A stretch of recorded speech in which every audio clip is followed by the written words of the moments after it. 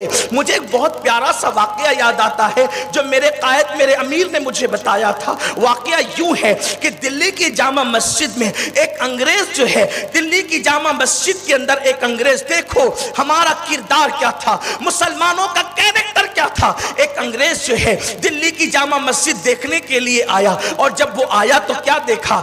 ایک کٹے ہوئے پیر والا انسان، ایک کٹے ہوئے پیر والا انسان جو ہے وہاں دلی کی جامع مسجد کے دروازے پہ بھیک مانگ رہا ہے۔ اللہ اکبر! اس انگریز نے جو ہے اس کٹے ہوئے انسان کو بھیک دینے کے لیے اپنی جیب سے اپنا بٹوا نکالا، اور بٹوا نکال کر اس کو بھیک دی، اور پیچھے کی جیب میں اس نے جیسے ہی بٹوا ڈالا تو اس کی توجہ نہ گئی، اور اس نے وہ بٹوا پیچھے ڈالنے کی بجائے اس کے ہاتھ سے چھوٹ گیا۔ اس کو ایسا لگا کہ بٹوا جو ہے وہ جیب میں چلا گیا، لیکن بٹوا زمین پر گرا اور وہ آگے نکل کر کے چلا گیا۔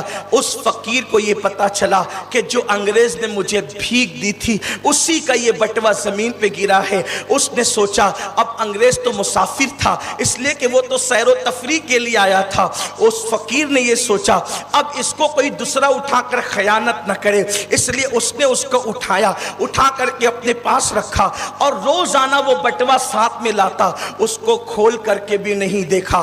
فقیر تھا لیکن دل کا مالدار تھا، فقیر تھا، بے عزت دنیا سمجھ رہی تھی لیکن دل کا عزت دار تھا۔ ہاتھوں کی کنگالی کوئی کنگالی نہیں ہوتی، دلوں کی کنگالیاں ہوتی ہے۔ ارے کیا سفید کپڑے پہن کر پلسر پر نکلتے ہو چوری کرنے کے لیے؟ یہ نامردی ہے، نامردی۔ جینس اور ٹی شرٹ پہن کر بن ٹھن کر کے کافروں کے میلوں میں جا کر کے چوریاں کرتے ہو، اسلام کو بدنام کرتے ہو۔ توف ہے تمہاری زندگی پہ، نامرد ہو تم، اس لیے کہ مردوں کا کام چوری کر کے اپنے مذہب کو بدنام کرنا نہیں ہوتا، بلکہ بازوؤں کی قوت سے کما کر کے خود کو ترقی پہ لے جا کر پوری قوم کو ترقی پر لے جانا ہوتا ہے۔ میرے پیارے آقا صلی اللہ علیہ وسلم کے دیوانوں، بھیک مانگنا بھی اسلام میں عیب ہے، لیکن اگر انسان مجبور ہو جائے تو مانگ سکتا ہے۔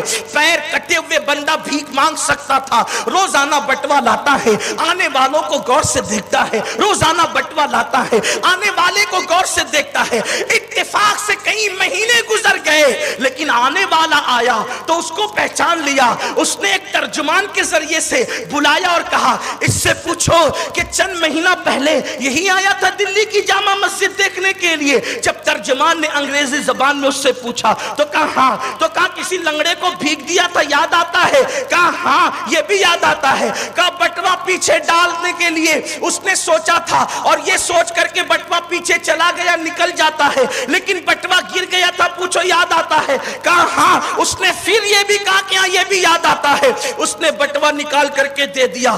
اس انگریز کی آنکھیں پھٹی کے پھٹی رہ گئی۔ اس نے اس ترجمان کے ذریعے سے اس مسلمان فقیر سے پوچھا کہ تم تو بھیک مانگ رہے ہو، پیسوں کی ضرورت تم کو زیادہ ہے، بٹوا میرا گرا تھا، میں چلا گیا تھا، تم خرچ کر لیتے، کون پوچھنے آتا، کون پکڑنے آتا، تم نے خرچ کیوں نہیں کیا؟ اس نے کہا خرچ کرنا تو دور کی بات، اس دن کے بعد سے میں چین سے نہیں سویا، بستر پہ کروٹیں بدلتا تھا اور دعا کرتا تھا اللہ جلدی سے اس انگریز کو بھیج دے تاکہ میں اس کی امانت اس تک پہنچا دوں، اس کی امانت اس تک پہنچا دوں، کیونکہ میرے نبی کا فرمان ہے کہ جہاں امانت نہیں ہے وہاں ایمان نہیں ہے۔ تو میں امانت پہنچانے کے لیے دعا کرتا تھا۔ اب آپ اپنی امانت لے لیے جاؤ، کہا تم خرچ کر سکتے تھے کیوں نہ کیا؟ کیا پیاری جواب دی، کیا پیارا جواب دیا اس لنگڑے نے۔ پیر والے اس پہ قربان، تخت والے اس پہ قربان، تاج والے اس پہ قربان۔ اس نے کیا جواب دیا جانتے ہیں؟ کہا دیکھو میں نے آپ کا بٹوا اٹھایا، میں نے آپ کا بٹوا اٹھایا، آپ نے نہیں دیکھا، میرے اللہ نے دیکھا، میرے رسول نے دیکھا، اور آپ کے رسول حضرت عیسیٰ نے بھی دیکھا، کیونکہ تمہارا نبی بھی زندہ، میرا نبی بھی زندہ، کیونکہ جن کا ایمان زندہ ہوتا ہے ان کا عقیدہ بھی یہی ہوتا ہے کہ نبی نبی نبی، کیونکہ کلمہ کہتا ہے لا الہ الا اللہ محمد اللہ کے سوا کوئی معبود نہیں، اور محمد اللہ کے رسول ہیں، اللہ کے رسول ہیں۔ دادا مر گئے تو کیا کہتے ہیں؟ دادا ہیں کیا؟ تھے، مر گئے تو تھے، زندہ ہیں تو ہیں۔ اور پھر چلے دادا زندہ ہیں لیکن مالیگاؤں میں نہیں، گھر یا جلسے میں نہیں، گھر پہ بیٹھے تھے، کیا بولے دادا گھر پہ ہیں، دادا یہاں ہے، کلمہ کہہ رہا ہے، جھگڑا مت کرو، مناظرے مت کرو۔ ابو بکر کا کلمہ یہی تھا، عمر کا کلمہ یہی تھا، عثمان کا کلمہ یہی تھا، علی کا کلمہ یہی تھا، سعد کا کلمہ یہی تھا، سعید کا کلمہ یہی تھا، طلحہ کا کلمہ یہی تھا، زبیر کا کلمہ یہی تھا، ابو عبیدہ کا کلمہ یہی تھا، سعد ابن ابی وقاص کا کلمہ یہی تھا، سعید بن زید کا کلمہ یہی تھا، ابو ہریرہ کا کلمہ یہی تھا، بلال کا کلمہ یہی تھا، اما عائشہ کا کلمہ یہی تھا، سیدہ فاطمہ کا کلمہ یہی تھا، امام حسین کا کلمہ یہی تھا۔ ہمارا بھی کلمہ یہی ہے، اس وقت بھی نبی ہیں، آج بھی نبی۔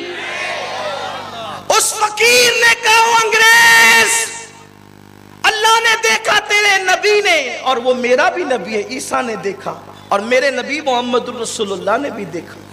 اب میں نے سوچا، بٹوا اٹھایا، عیسیٰ نے دیکھا، محمد الرسول اللہ نے دیکھا، اور اللہ نے، ان کے رب نے جو عالم الغیب والشہادہ ہے، اس نے بھی دیکھا۔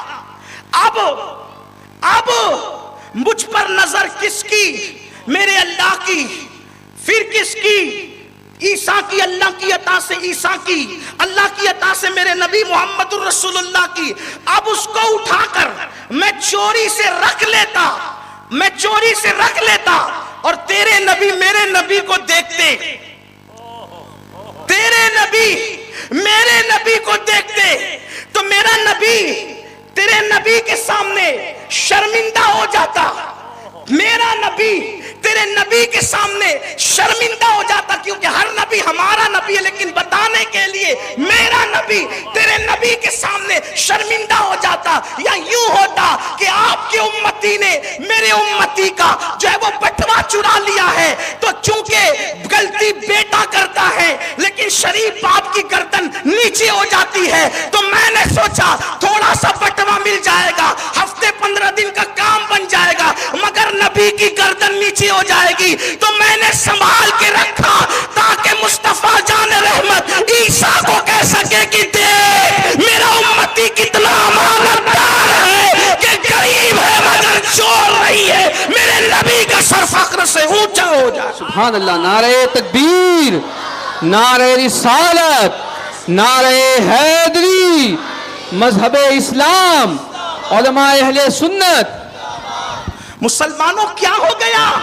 نبی کے نام پہ جان قربان کرنے کی بات کرنے والوں کیا ہو گیا؟ اس کی فکر نہیں ہے کہ یہ جو تم غلط کام کر رہے ہو۔ اس فقیر کو یہ احساس ہے کہ جناب عیسیٰ کے سامنے نگاہیں نیچی نہ ہو جائے۔ یہ نہیں سوچتے کہ ہمارے نبی شان والے نبی، ہماری غلطیوں کی وجہ سے کہیں ہمارے نبی کو خدا کی بارگاہ میں خدا کی بارگاہ میں، اللہ اکبر، سوچو تو صحیح، میں کچھ نہیں کہنا، آگے ہمت نہیں ہے میری، کتنی شان والے نبی ہے، اللہ نے ان کو عزتوں سے نوازا، شان سے نوازا، عظمتوں سے نوازا۔ تو سنو، فرمایا جب تم چوری کرو گے اور جب تم زنا کرو گے تو اپنی رحمت تم سے روک لوں گا۔